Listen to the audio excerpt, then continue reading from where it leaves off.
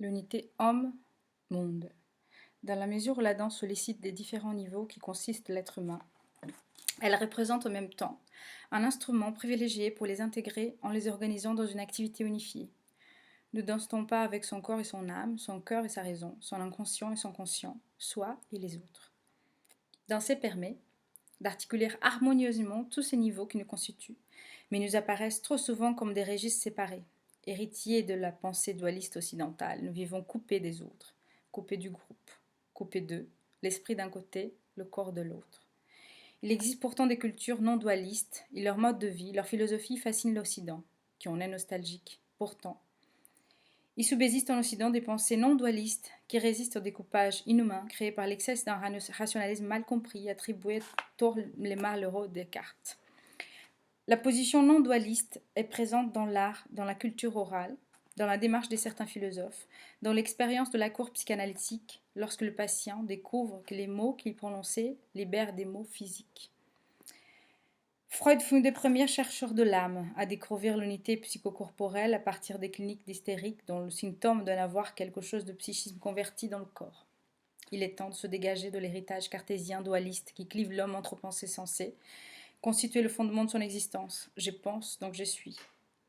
Et encore, le message freudien énonçant son ambiguïté dans l'organisme, en lui le caractère biologique. En ce sens, il est également nietzschéen. Il pourrait s'illustrer par la profession de Zarathustra.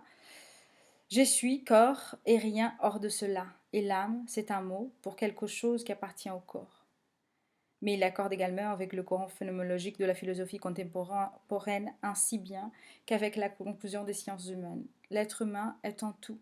Ce qu'implique son esprit est intrigué à son corps, et tout ce qu'il a hérité génétiquement de la nature, comme tout ce qu'il a marqué socialement dans la culture. Traversé par des déterminants, il est un être au monde, et se récouper de lui, donc sans son corps.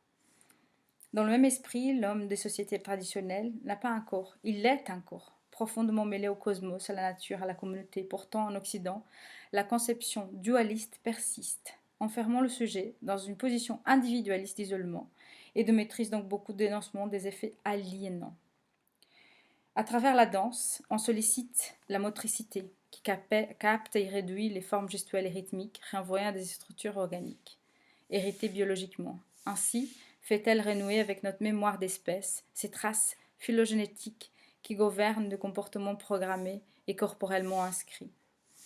Attaquer, fuite, séduction, protection, domination, soumission, nourrissage, toilettage, dévier de leur fonction initiale à des fins de communication, nos comportements génétiquement programmés servent de substrat à un langage moteur archaïque, présent chez l'animal, mais aussi chez l'homme, soit pour accompagner la parole, langage, des mains, expression faciale, posture, soit pour la remplacer.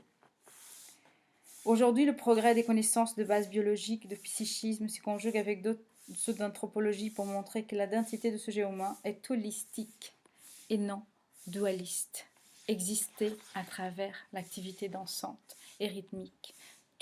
Nous tous sommes des danseurs. Si tu es en vie, tu danses et tu es un danseur.